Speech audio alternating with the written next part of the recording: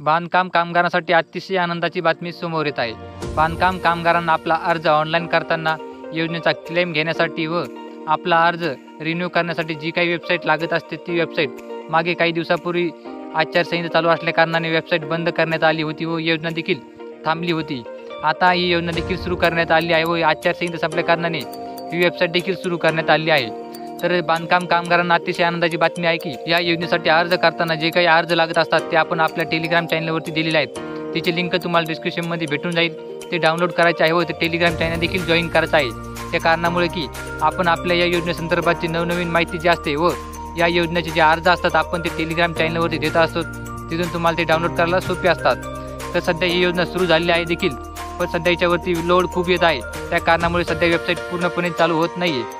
पण कामगारांनी चिंता करायची नाही, आता 1 ते 2 दिवसामध्येच वेबसाईट पूर्णपणे व सुरळीत चालायला सुरू होणार आहे।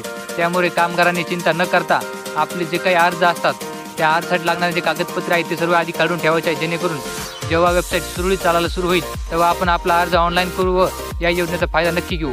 तसेच आता गृहोपयोगी वस्तूंसंदर्भात देखील नवनवीन अपडेट येत आहेत। गृहोपयोगी वस्तूंच्या आधी कोणाला मिळणार व कधी मिळणार या संदर्भाची माहिती नक्कीच आपल्या चॅनलवरती आपण लवकरात लवकर अपलोड करणार आहोत।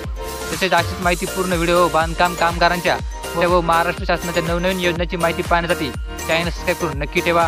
आपलं टेलिग्राम चॅनल देखील नक्की जॉईन करून ठेवा, जेणेकरून तुम्हाला या योजनेचे फॉर्म आपल्याला या टेलिग्राम चॅनलवरती भेटून जातील। तर चला भेटूया पुढच्या व्हिडिओमध्ये।